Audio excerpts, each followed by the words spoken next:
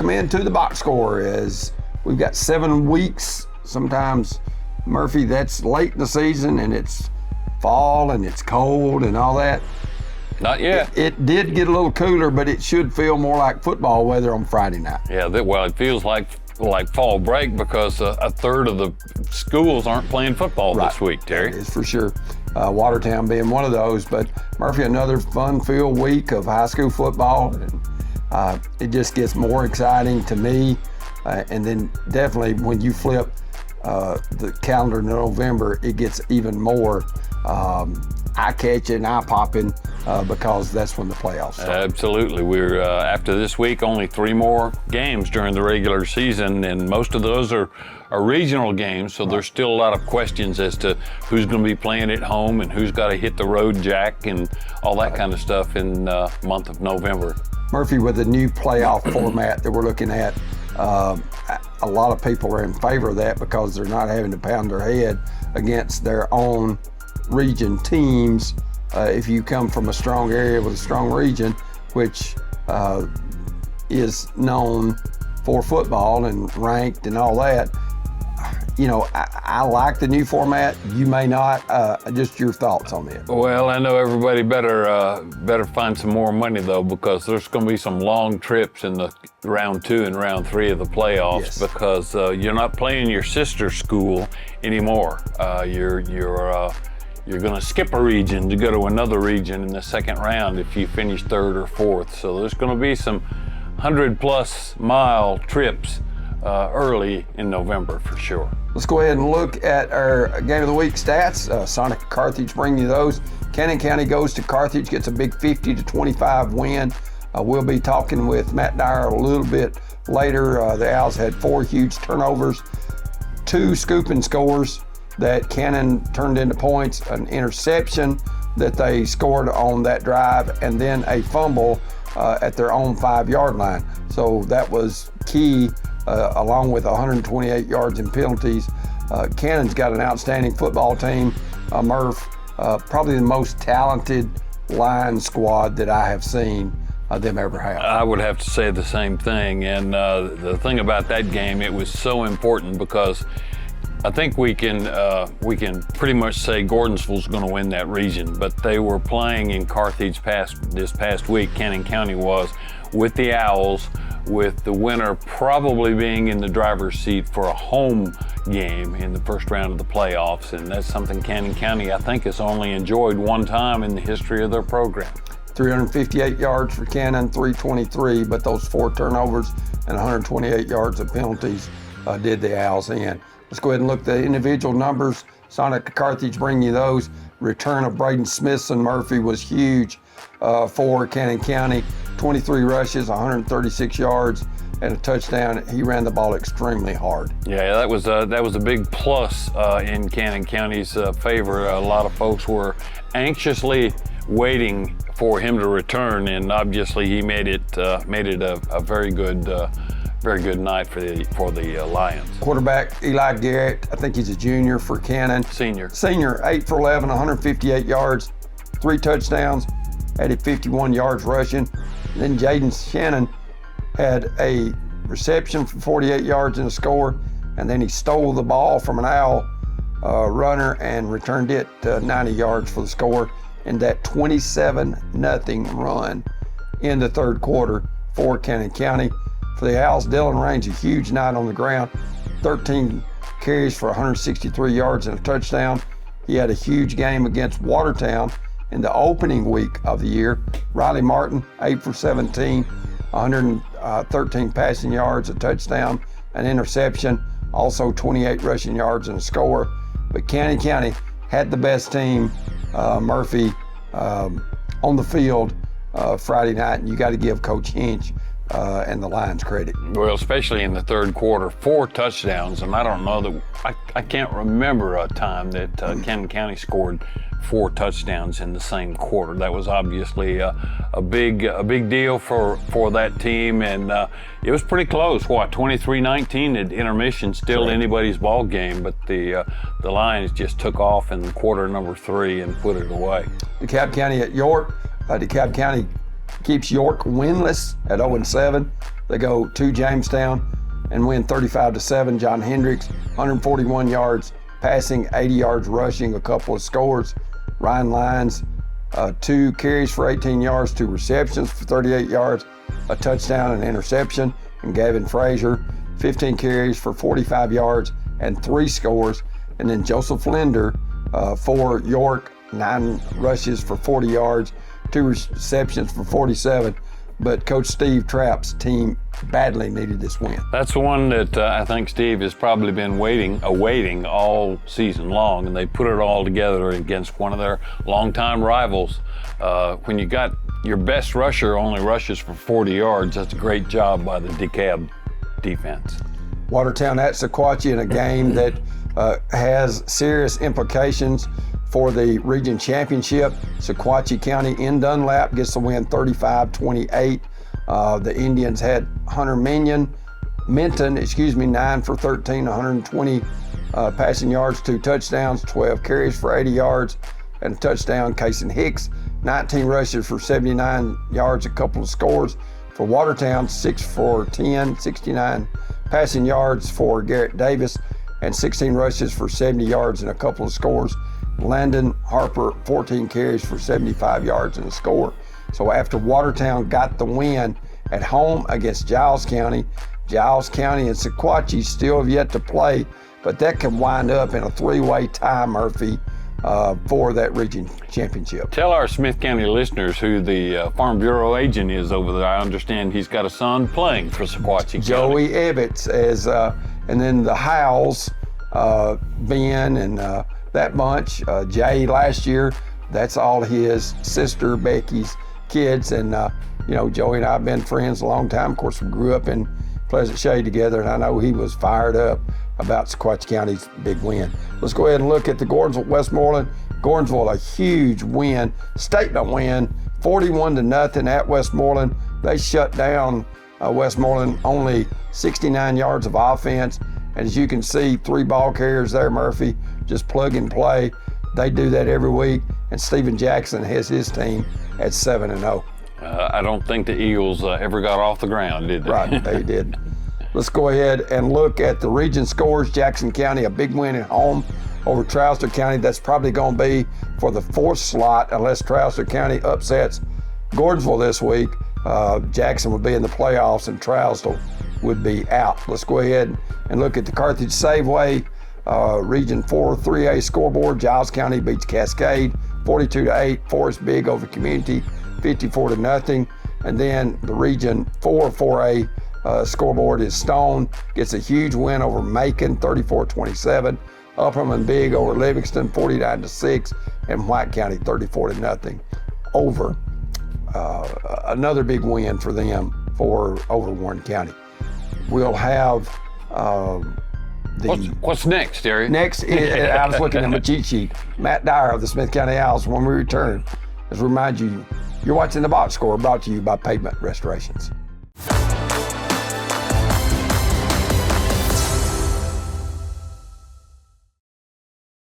Pavement Restorations began in 2006 to help our clients find cost-effective ways to extend the life of their existing asphalt and concrete assets. We're now proud to be a leader in the asphalt and concrete construction industry across Tennessee. PRI offers asphalt paving and production, on-site concrete mixtures, asphalt and concrete repairs, preservation, and cold asphalt mixtures. So let our team introduce you to the PRI way of construction on your next project. Friendly, traditional banking at its best. It's what our customers have learned to expect at Citizens Bank, and we're always happy to deliver, with plenty of options for personal and commercial checking accounts, as well as a variety of loan types. We can help you achieve your financial goals, all with a friendly hometown smile. Citizens Bank at 407 Main Street and 61 Dixon Springs Highway in Carthage, 70 Cookeville Highway in South Carthage, and 530 Gordonsville Highway in Gordonsville. Equal housing lender, member FDIC. DTC delivers the internet you need with customer service that is second to none. We're your friends and neighbors, working non-stop to make everyday life even better. Right now, new customers score free internet until 2026 when you sign up with AutoPay. That's a winning serve for your home and family. Don't just play, make gains with every swing. We're standing by, ready to help you take the next step. DTC, making a difference where it matters most.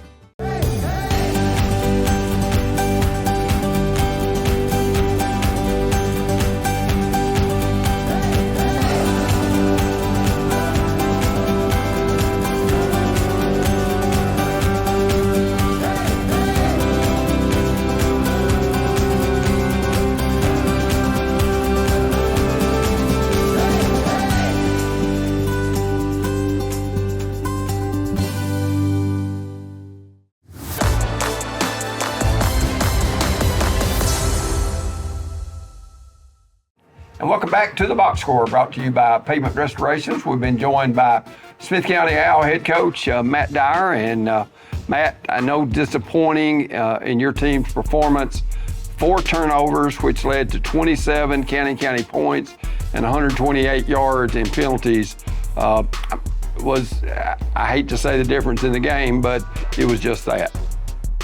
Well, it was. You know, anytime you sit there and spot a team 21 points like we basically did with the turnover on our opening drive inside our 10-yard line, and then we had the 2 scooping scores on drives that we were moving. You know, the first scooping score is the inadvertent whistle that blew a 20-yard play back.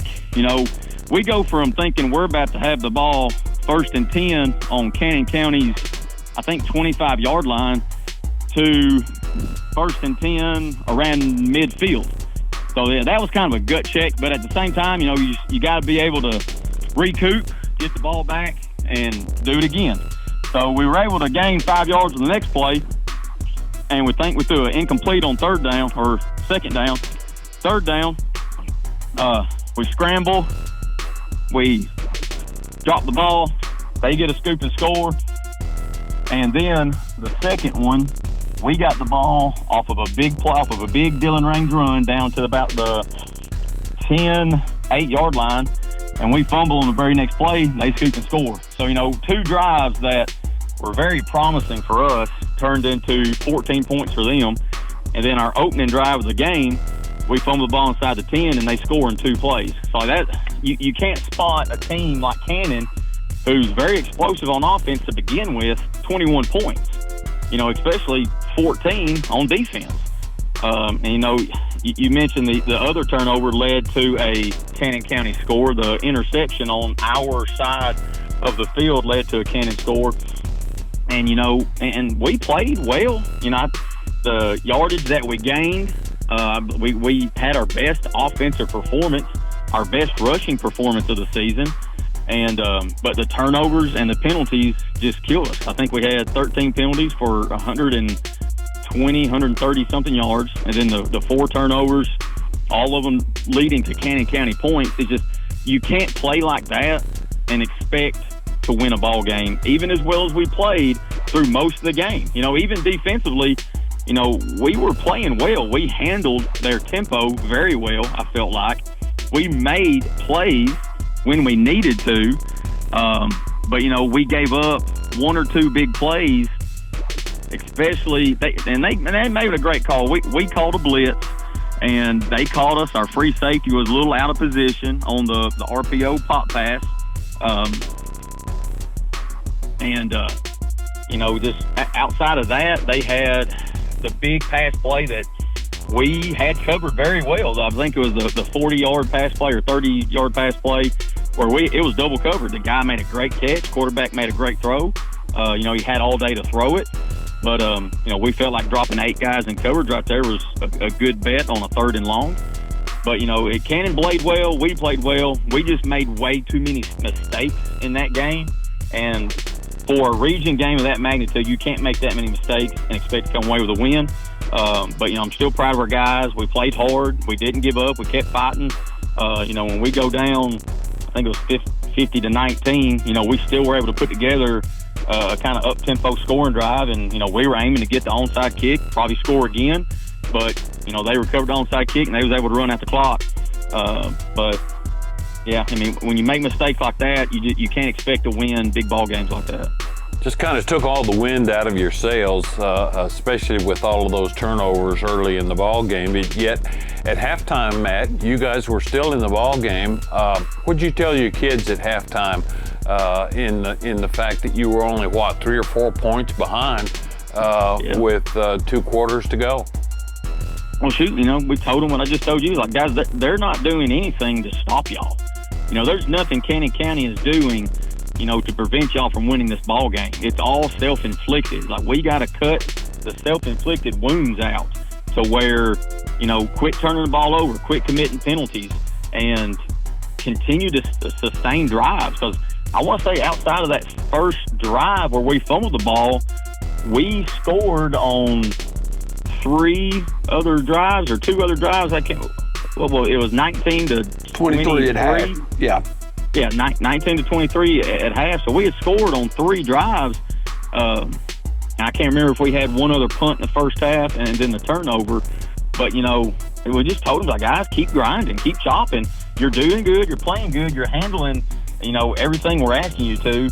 The self-inflicted wounds are killing us. That was our message at halftime. Just keep fighting. Keep stringing together drives, keep getting first downs, and you'll be all right. Just keep playing hard. Coach, it looks like probably you're going on the road in the first round of the playoffs. It looks like Gordonsville and Cannon. Of course, there's other things can happen. Even if we beat Gordonsville, then with Gordonsville being undefeated, and if it was a 3-way tie between Cannon, Smith, and Gordonsville would get the tiebreaker, and then it goes back to head-to-head, which Cannon won. So in all likelihood, we'll finish in 3rd place in the region. Having said that, you still got 3 games left. You got Moore County at home on senior night, Friday night, and then you got to go to Tellico Plains, and then the cross-county rival Gordonsville on Thursday night. So even though you lost, season not over, playoffs are in hand.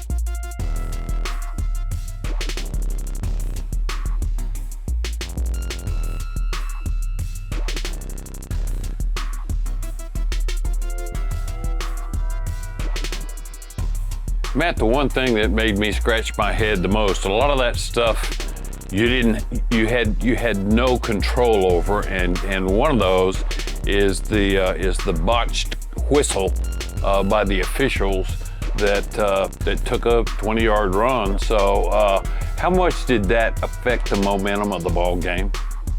It didn't. My biggest thing is I'm never going to blame a game, win or lose, on the referees. My response is always, you shouldn't put yourself in that situation to begin with, to where it comes down to a call of this or a non-call of that. But it was frustrating just knowing that it was a great play by Riley. It was a good read. He pulled the ball, making the correct read in order to get to the edge and beat that safety for a first down run and more. So like I said, we go from thinking we're about to have the ball first and 10 from Cannon County's 25, I believe, to 1st and 10 from our own 40 or somewhere around there, or closer to midfield than what we were. So it was frustrating, and there was a few other calls that were made or misinterpretation of the rules that were made that just frustrated us. The illegal man downfield on our first extra point attempt, that was a legal play. Our center wears a number 6 jersey. He is a legal person who can touch the ball, and he was the end man of line of scrimmage. He was not covered up, and we've run that play all year, 6 weeks of the year, and every meeting before, when we do our pregame meeting with the refs, it's always brought up, what are your special plays, trick plays, formations? It's like we go swinging cape, polecat on extra points. Our center wears an eligible number. He'll be the end man. He'll be uncovered. He should be able to go out to a route. And then they go, yes, that is correct. That's a legal formation, and he can go out for a route. Well, as soon as he snaps the ball and goes out for a route, they throw the flag, say illegal man downfield. And it's like, no, sir, no, sir. He's like, he has to be covered up to be eligible to snap. Well, that's a misinterpretation of that rule. Okay, he is a legal receiver on that play. And, of course, the inadvertent whistle. And, there's just a couple other calls that you get frustrated, but at the same time, you've got to, like we tell our players, he's like, you can't control that. Control what you can control, so line up for the next play. So you can be as frustrated as you want to, but you can't rely on, a crew of referees to win or lose you a ball game. You do that through your execution or lack of execution, and we had more lack of execution than we did execution on Friday night. Well, Coach Dyer, appreciate you visiting with us, and best of luck to you and the Owls on senior night against Moore County, a team that Smith County has never played. It'll be at 7 o'clock on Friday night. Terry, appreciate you, bud. And Murph, thank y'all. Appreciate what y'all do. Good luck, buddy. We've been talking to Coach Matt Dyer of the Smith County Owls, and we'll have former Smith County Owl player Chuck Gentry, now the head at the Lebanon Blue Devils. When we return, we remind you watching the box score, brought to you by Pavement Restorations.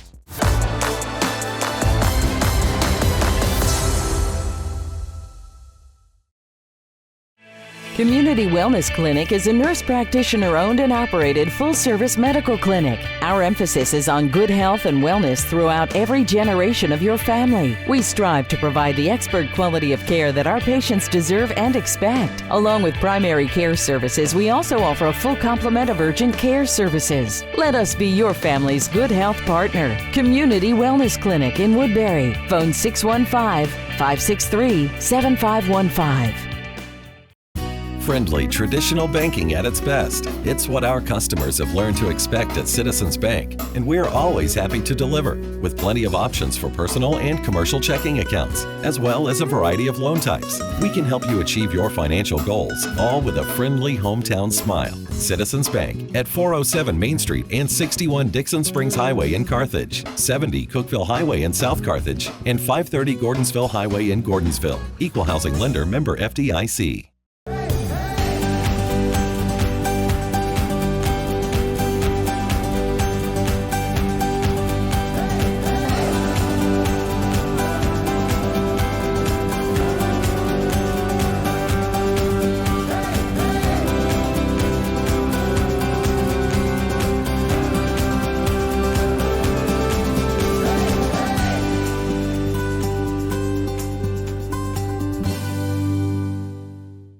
Got a special outdoor project that you need to tackle? BDGR Excavating is the one to call. Custom land clearing, mulching, excavation, and more.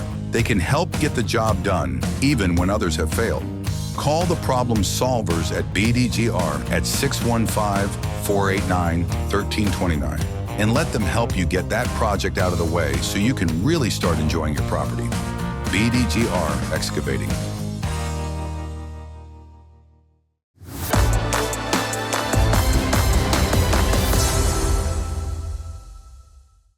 And welcome into the box score, brought to you by Pavement Restorations. We've been joined by Charles A. Chuck Gentry. Had my mom the 5th grade back in a few years ago. But Chuck, your team off to, I think it's a 7-0 start. Right. One of the best starts in the last 50, 60 years or 60 or 70 years at Lebanon. I know you've got to be excited. Yeah, Terry, it's been a good start to the season.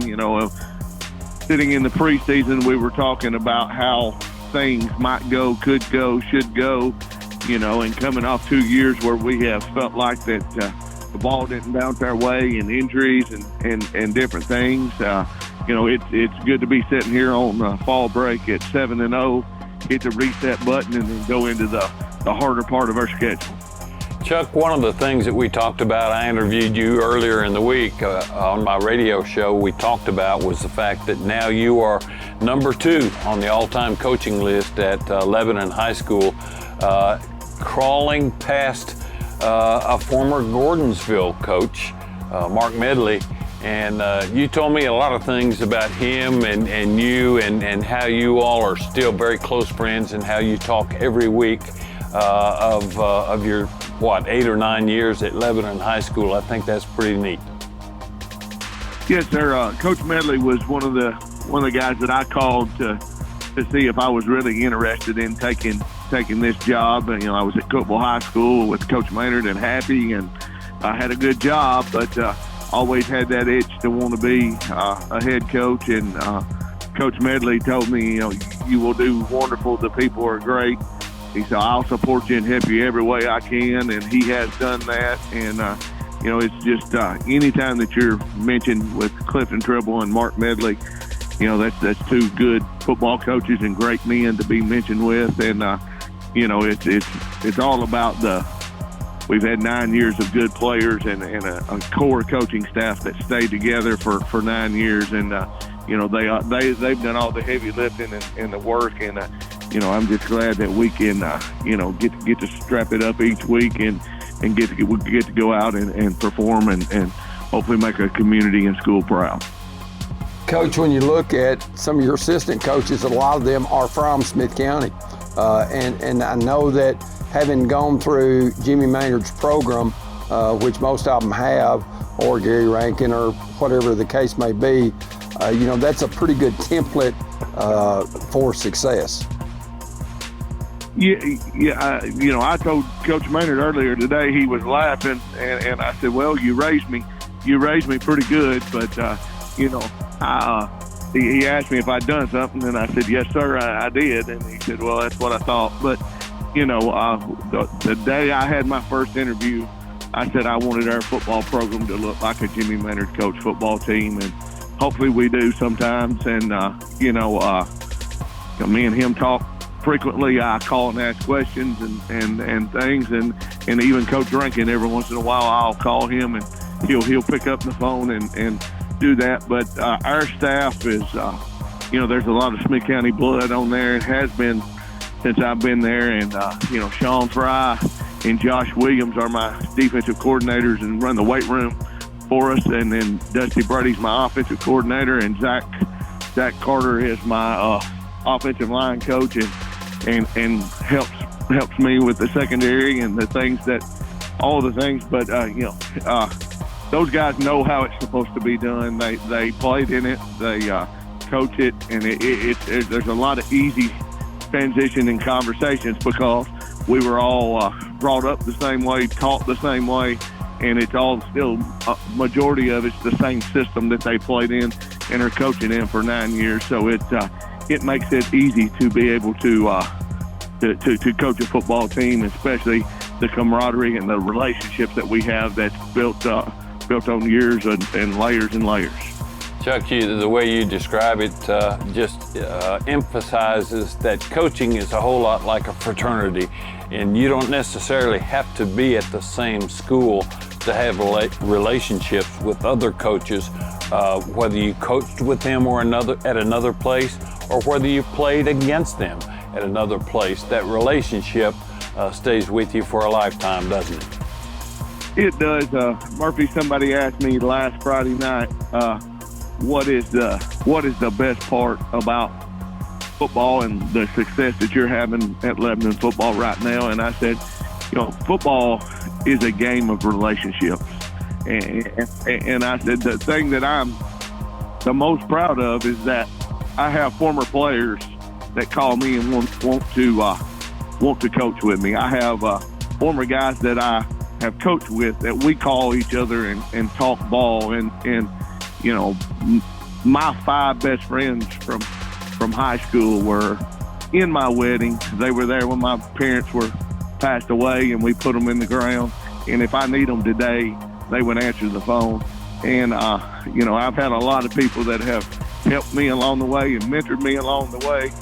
And I appreciate those relationships. And, sometimes football's hard, and sometimes you win and sometimes you don't. But on the days when you're 4-6 versus the days that you go 7-0, the thing that doesn't change is the relationships. And that's what this game and this world's all about. Chuck, you're squeezing my heart, man. That's what it's all about. Coach, you've had 3 games that are been close ones, touchdown or less. But I think you turned a lot of heads when you go to Nolensville, a perennial very good ball club, and you win on their tough. That kind of turned my head, and along with a lot of other people that are high school football fans, because they are and have been a measure of success the last few years. Yeah, Nolensville's got a good 5A program. They did change coaches, but a lot of the same kids. At that point, they had won 33 games in the last 3 years. So anytime you're winning 10 games a year, that's a good place to start. And you know, Terry, when we came onto the field at 6 o'clock to warm up, their stands were packed. Their student section was top to bottom for 2 sections. You know, the band was there. They had a DJ, a guy with a guitar. They had stuff going on all around, and it was one of the best atmospheres that I have ever coached in. And I told our football players, you better get ready, because if you can look, if you hadn't noticed it, look around, they're ready for a football game.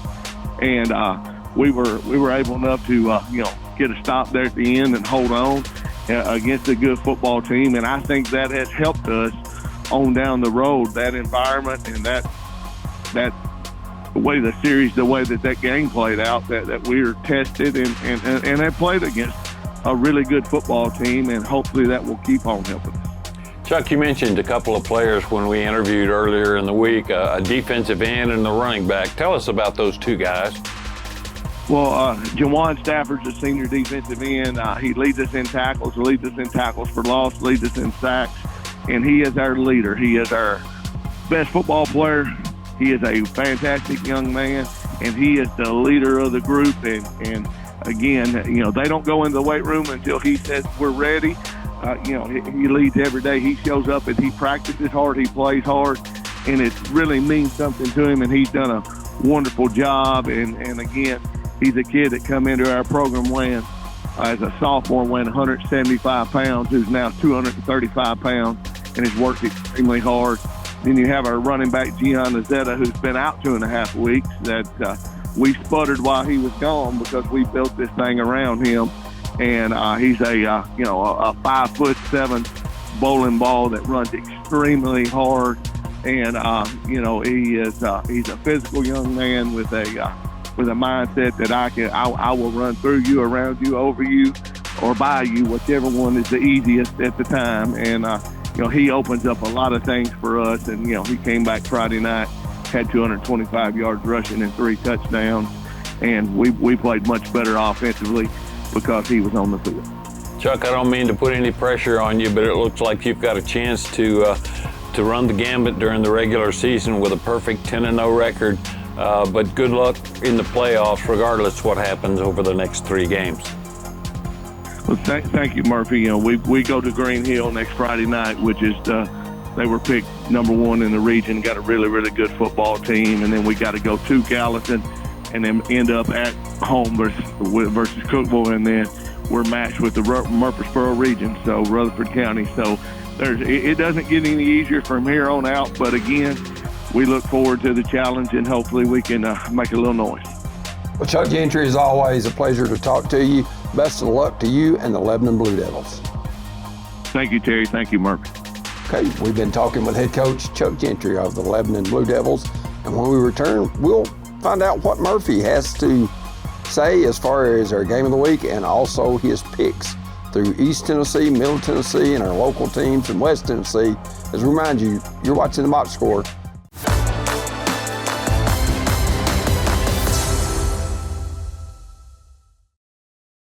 Got a special outdoor project that you need to tackle? BDGR Excavating is the one to call. Custom land clearing, mulching, excavation, and more. They can help get the job done, even when others have failed. Call the problem solvers at BDGR at 615-489-1329 and let them help you get that project out of the way so you can really start enjoying your property. BDGR Excavating.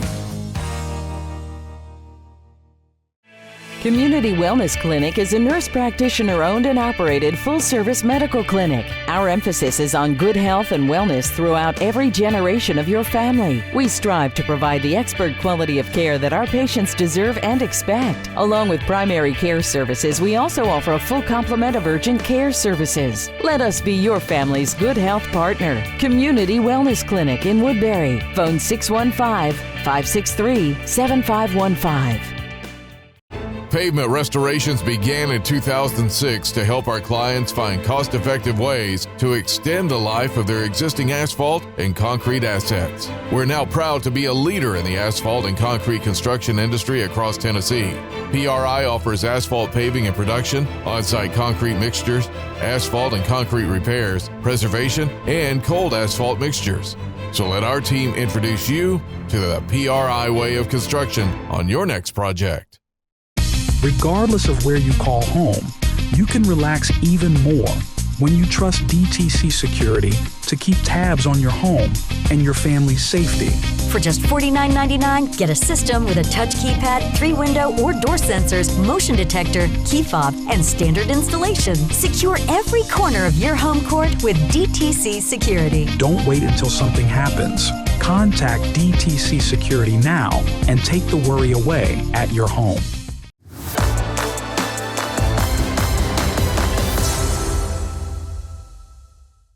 And welcome back to the Box Score. Justin Malden doing a great job behind the scenes.